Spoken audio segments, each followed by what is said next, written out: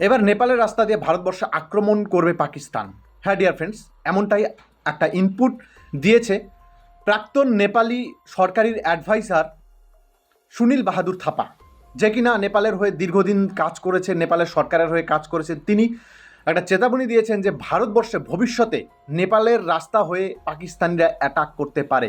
তোমরা সবাই জানো পেহেলগাম অ্যাটাক হোক বা ভারতবর্ষে যত ধরনের জঙ্গি অ্যাটাক হোক, সমস্ত কিছু পাকিস্তান থেকে কন্ডাক্ট হয় এবং সেটা সরাসরি পাকিস্তান থেকে জম্মু কাশ্মীরের থ্রুতে ভারতবর্ষে ঢুকে সেটা হয়।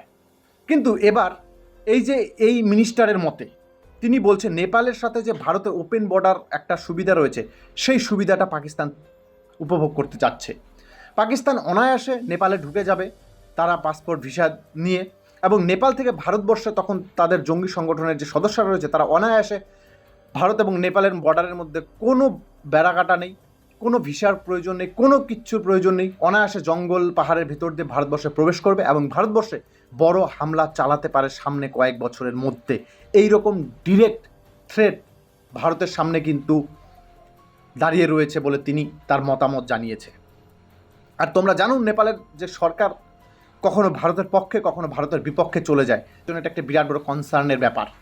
তাই ভারত সরকারের দরকার নেপালের সাথে কোলাবোরেশন করে যাতে পাকিস্তান থেকে বা বাংলাদেশ থেকে যারা ইনপুট মানে বিদেশি লোক নেপালে ঢুকবে তাদের ভালো করে যাচ পড়তাল করে তাদের দেশে ঢুকানো, এটা ভারতের সরকারের খুব দ্রুতগতিতে করা উচিত। নয়তো ভারত হয়তো পেহেলগামের মতো আরও বড় অ্যাটাক সামনে দেখতে পারে। কিন্তু ওপেন বর্ডার তো ক্লোজ করা সম্ভব না, যেটা যুগ যুগ ধরে ভারতের সাথে চলে আসছে নেপালের, এবং সেটা বন্ধ হলে ভারত আরও বিপদে পড়বে। চীনের সাথে তাদের এমনিতেই সম্পর্ক ভালো, আরও সম্পর্ক তৈরি হয়ে যাবে, যাতে ভারত আরও বেশি বিপদে পড়বে। তো বন্ধুরা তোমরা জানাও বর্ডারকে ক্লোজ করে দেওয়া উচিত না ভারতের সাথে ওই সেরকম ড্রিল করা উচিত যাতে পাকিস্তান এবং বাংলাদেশ থেকে যারা ঢুকবে তাদেরকে ভালো করে যাচ পড়তাল করা উচিত। পাকিস্তানের জঙ্গি সংগঠনের যে জয়শাহ মোহাম্মদ, আবার পাকিস্তানে যে আরও আইএসআই কারা কারা রয়েছে তারা যাতে প্রবেশ করতে না পারে ভারতে, সেটা নেপালেরই দায়িত্ব।